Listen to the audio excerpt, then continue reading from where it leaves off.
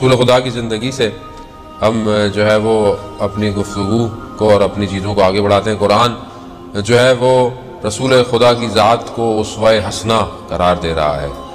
کیا کہتا ہے کہ ہم نے تمہارے لیے رسول کی ذات کو اسوہ حسنہ اسوہ حسنہ یعنی رول ماڈل جو ہے وہ بنایا ہے۔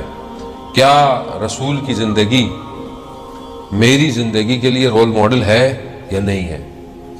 کیا میں رسول خدا کی زندگی کو ایز اے رول ماڈل دیکھتا ہوں یا نہیں دیکھتا؟ کیونکہ ہمارے ہاں تو مسئلہ یہ ہے کہ ہمارے ہاں رسول خدا کی گفتگو ہی کم ہوتی ہے۔ ہمارے ہاں عام دنوں میں ہمیں موقع نہیں ملتا یا بعض اوقات انسان کر نہیں پاتا۔ رسول کی زندگی کے بارے میں ہمیں اتنی ساری چیزیں بعض اوقات بتانی چاہیے، بعض اوقات گفتگو ہمارے یہاں ممبر سے اتنی زیادہ نہیں ہو پاتی ہے۔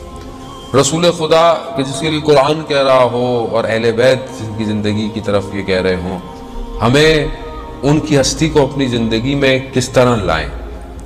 رسول خدا کی زندگی کے کچھ چیزیں ہیں کہ بہرحال ہم سب تو ظاہر ہے ہماری اتنی حیثیت بھی نہیں ہے، طالب علم ہے، علم بھی اتنا نہیں ہے، لیکن یہ بچوں کے لیے تاکہ یہ اپنی زندگی میں رسول خدا کی زندگی کو شامل کریں۔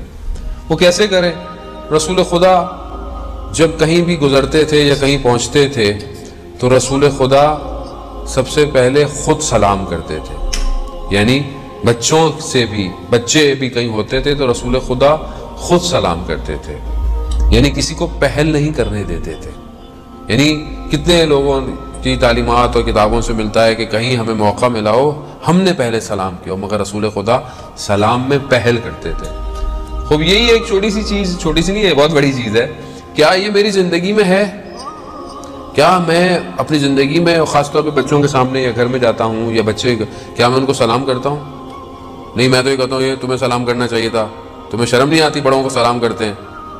یہ رسول خدا کی سیرت نہیں ہے۔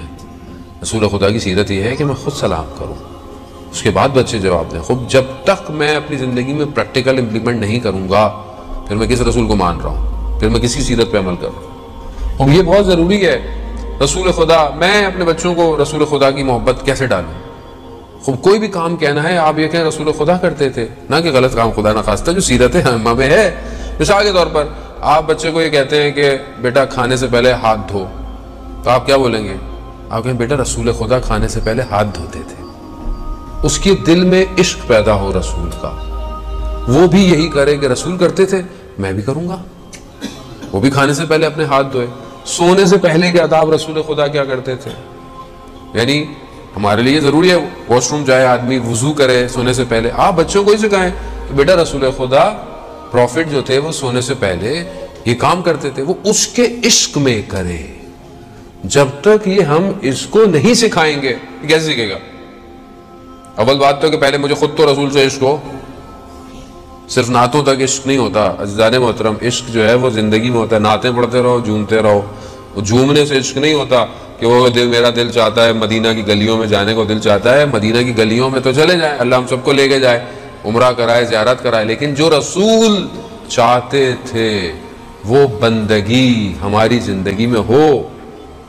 اور خدا کتنا افتخار کر رہا ہے رسول خدا کے اوپر، خدا کے لیے اپنے آپ محبوب قرار دیا رسول خدا کی ذات کو۔ حتیٰ شب معراج جب رسول خدا کو پروردگار آسمان پہ رہ گیا تو پہلے پروردگار اپنی حمد کر رہا ہے، سبحان الذی، اپنی حمد کر رہا ہے کہ میں اس کے اوپر سبحان اسرا بعبدہ، جو اپنے بندے کو معراج پہ لے کے آیا۔ اللہ اکبر، یعنی اتنی اس بندگی پر نازاں ہے کہ اس بندے کو معراج پر لے کے جا رہا ہے۔ عزیزان محترم، خوب یہی رسول میری زندگی میں کہا